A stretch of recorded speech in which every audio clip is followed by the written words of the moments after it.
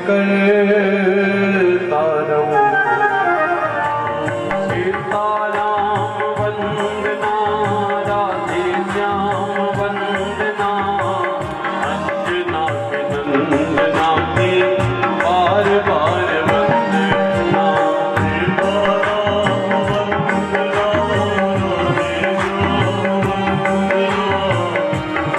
राधे श्याम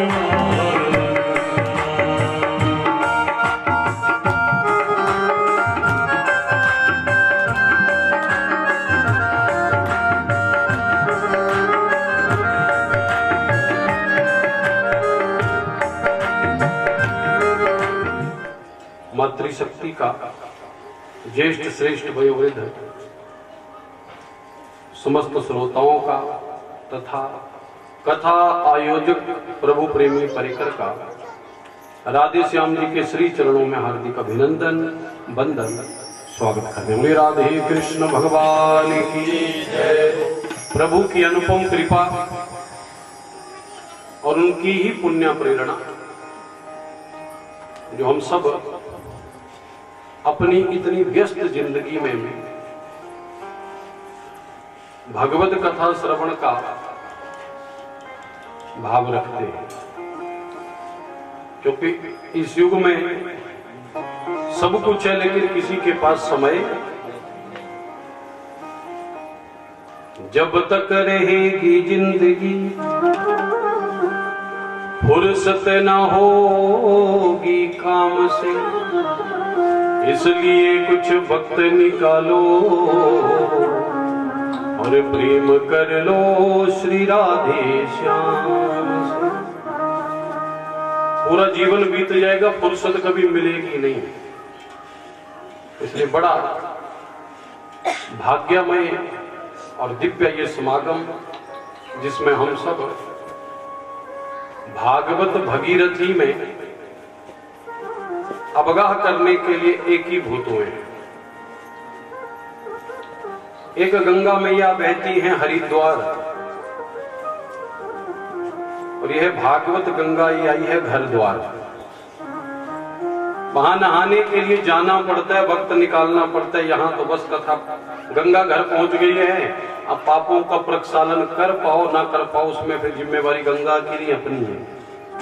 मैं बौरी भोजन गई और रही किनारे बैठ, गंगा के तट पर तो गए लेकिन ठंड ज्यादा ये चेत कर किनारे ही बैठे रहे तो फिर वो पुण्य प्राप्त नहीं होगा। इसलिए घर द्वार गंगा का आगमन हुआ है, चित्त को स्थिर करिए और कथा में प्रवेश करिए। कल कथा को विराम हुआ था महात्म्य की कथा से। महात्म्य का अर्थ है किए जा रहे सत्कर्म से हमको क्या मिलेगा। आज कोई भी व्यक्ति नौकरी करता है, कोई पैसा करता है, सबसे पहले तनख्वाह पूछता है। ये कोई नहीं पूछता कि ड्यूटी कितनी देर होगी, ड्यूटी तुम पूरा दिन रात ले लो लेकिन तनख्वाह मर्जी की मिलनी चाहिए। उसी तरह भागवत जी का महात्म्य भागवत जी ने नहीं, अन्य पुराणों ने वर्णन किया, स्कंद पुराण ने वर्णन किया।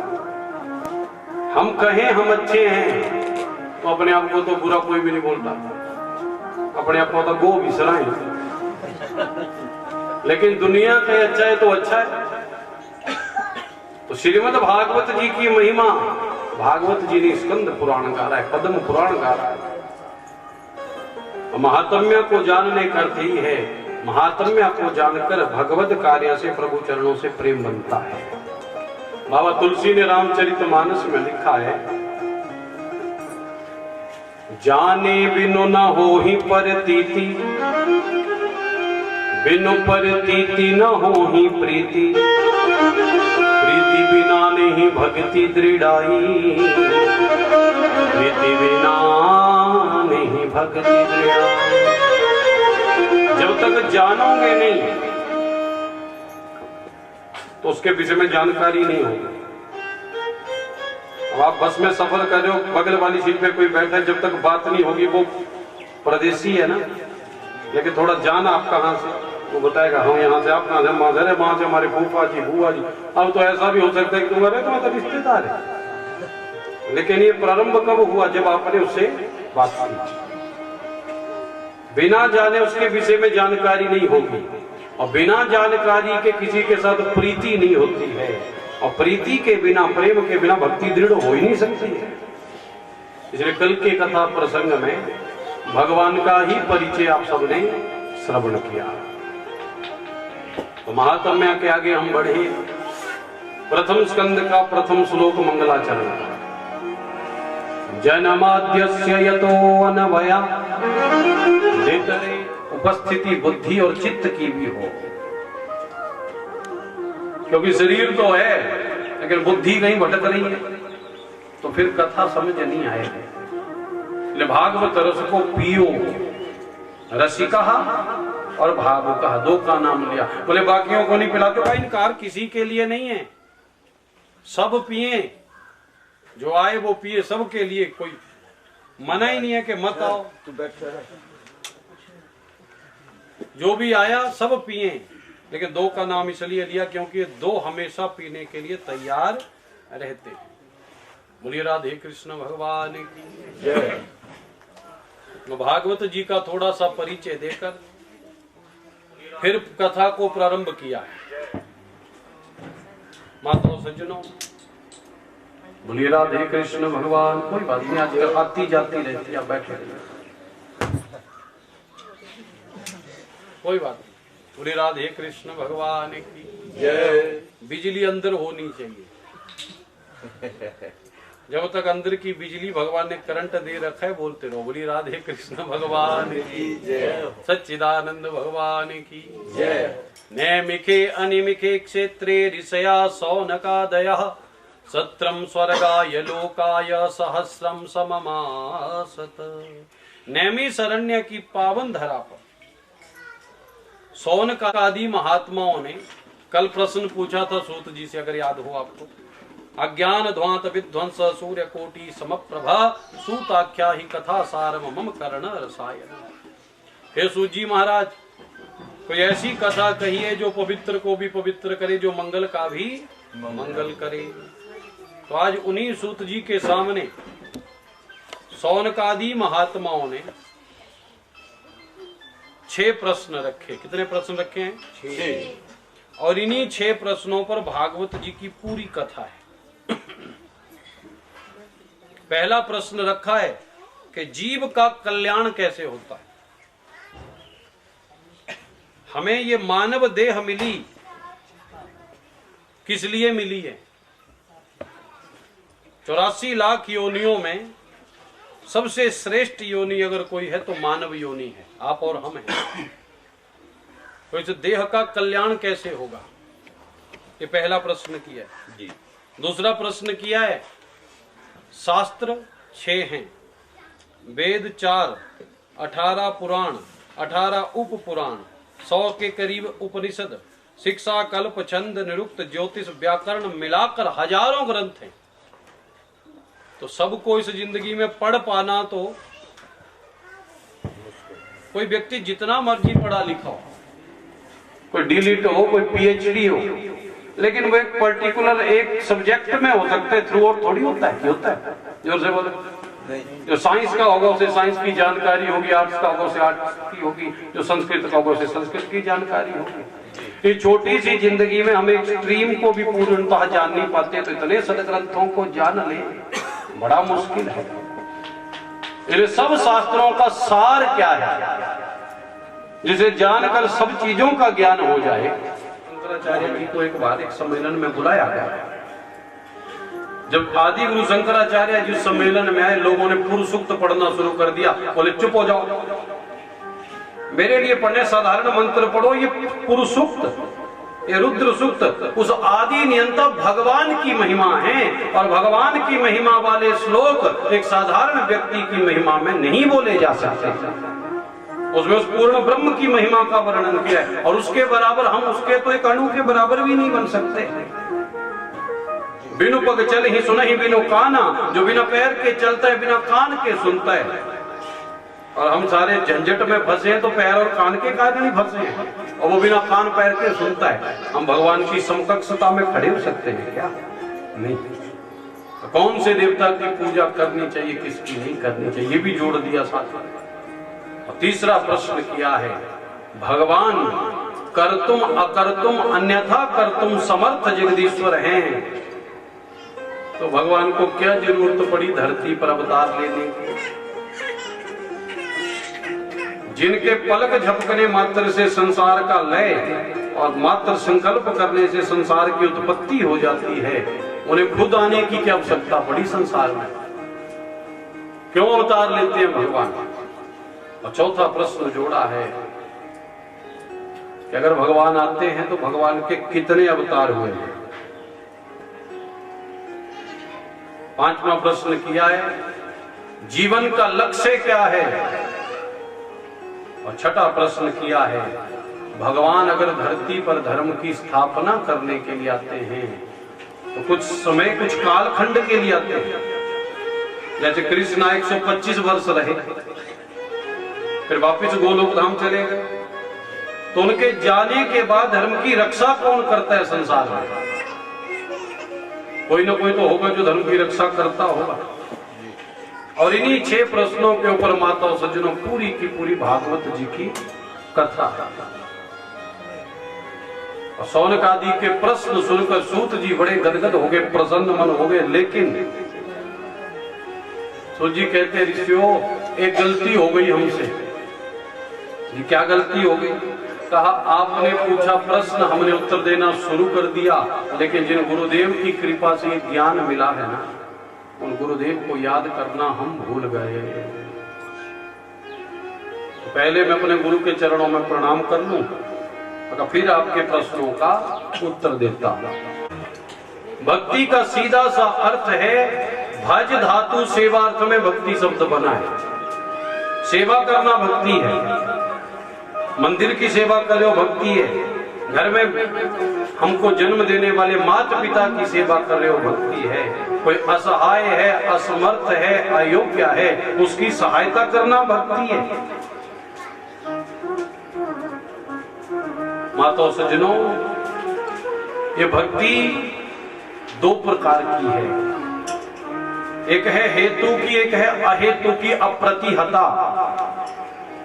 हेतु की भक्ति करते, किसी कामना को लेकर हम भक्ति करते हैं। आपको कोई ग्रह दशा चल रही है, आपने किसी ज्योतिषी को कुंडली दिखाई, तो बोले पीपल को पानी डाला करो, शिव जी को जल चढ़ाया करो, आपने शुरू कर दिया।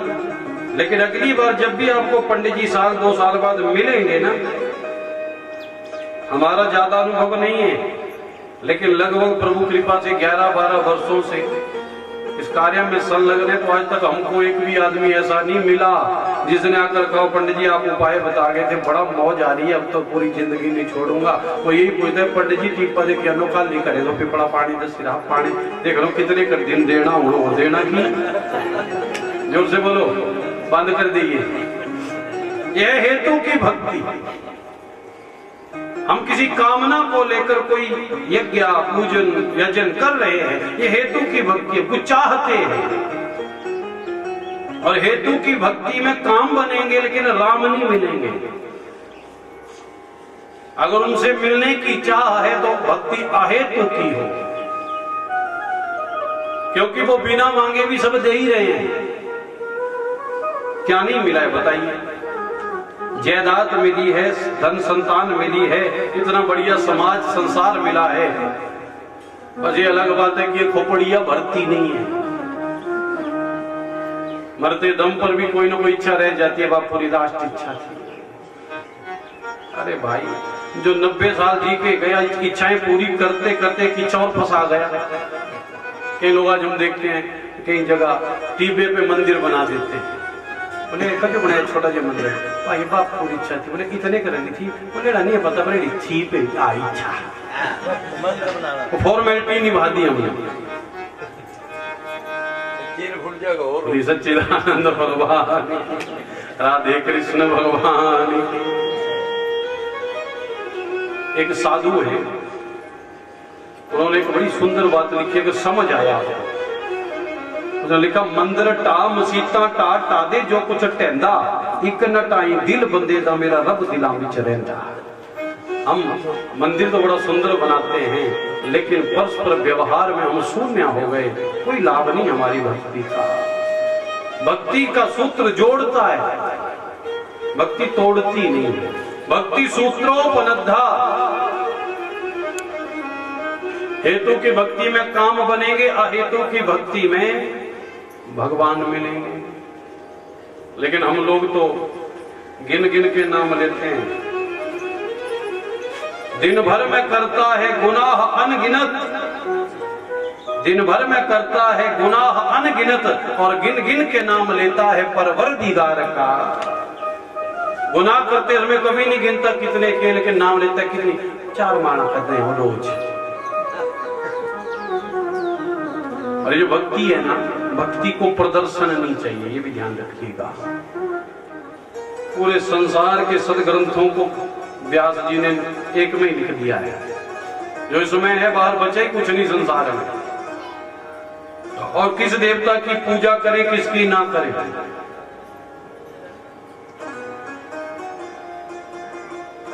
हमारे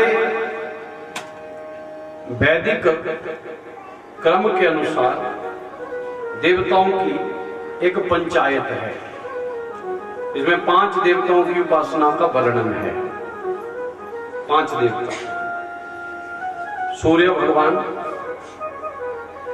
गणपति जी, भगवती दुर्गा, विष्णु जी और भोलेनाथ। इनके जो अंश कलांश है अवतार में, वो भी इन्हीं के साथ जुड़ जाते हैं। फिर ये है देवताओं की पंचायत। इनमें से किसी एक की आराधना कर लो, सबकी आराधना हो जाएगी। एके साधे सब, सदेशम साधे सब जाए। और सबके चक्कर में पड़ोगे तो कुछ भी नहीं मिलेगा। एक इष्ट बनाइए जिंदगी में, वो इष्ट तुमको सबसे मिला के छोड़ेगा। ऑफिस में एक आदमी बाकम हो ना, तो तुम्हारी बात डीसी तक भी पहुंचा देगा। अब 5-4 बाकम हो तो आप सोचेंगे फलाना करगा, तुम्हारी फाइल नहीं जनी थी, इक्की भी नहीं दिख रही। बोले सच्चिदानंद भगवान की जय। एक की आराधना में जुड़ जाइए बस। रे पीर फकीर, हम इनकी पूजा की पद्धति बिल्कुल इनकी विपरीत है। बाकी दूर क्यों जाएं, थोड़ा थोड़ा हमारे धर्म में अमेंडमेंट की जरूरत है। आप लोग छिंजा जाए कभी, छिंज देखी जोरों में बोलो, देखी कभी छिंजा तो कुछ देव तेरी जयकार है बोलो, पूरा शब्द बोलो। पीर, आपने कभी हनुमान जी का जयकारा सुना? जोर से बोलो। लेकिन वो क्षेत्र किसका है? मल युद्ध, आप अखाड़े में जाओ, मालखदाता पीर की आपको प्रतिमा नहीं मिलेगी। अखाड़े में आपको हनुमान जी की ही प्रतिमा मिलेगी। मल योद्धा उन्हीं को प्रणाम करके। और दूसरा, योद्धा जब लड़ता है तो लंगोट पहनता है, वो हनुमान जी का। नंबर 2, जब जीतता है तो क्या मिलता है इनाम में? गदा किसकी? लेकिन हनुमान जी का नाम ही नहीं बचा है वहां। चिंतन का विषय है। हम तो जब भी जहां भी कथा में भी व्यस्त हो, कहीं भी छिंज में जाते हैं ना, तो 100 रुपया देके हनुमान जी का जयकारा पक्का लगवाएंगे माइक में। वहां थोड़ा थोड़ा जागृति आएगी समाज में, लेकिन हम अपनी अपनी मस्ती में जा रहे हैं। ऐसे धर्म नहीं बचेगा। धर्म को क्लिष्ट करके धर्म नहीं बचेगा। जनमानस तक तब पहुंचेगा जब उसको सरल करके सही रूप समझाया जाए, सही रूप उसका पहुंचे जनमानस तक। अब क्षेत्र हनुमान का, मलयुद्ध क्षेत्र हनुमान का, गुर्ज हनुमान का, लंगोटधारी योद्धा हनुमान का, लेकिन नाम थोपे गए हैं। जब तुम्हारी खड्डों में नालों में पानी आता है, बड़े बड़े बुद्धिजीवी देखे ख्वाजा ख्वाजी मनाए। अरे वरुण भगवान की पूजा पग पग पे करते हो, जन्मदिन पे भी पूजा पानी का लगा देते हो। चौकी के ऊपर कोई यज्ञ होता है, बीच में कलश रख देते हो, लेकिन उस वरुण देव की कृपा से तो जल मिलता है। तो वरुण जी की जहाँ ख्वाजा ख्वाजी आ गए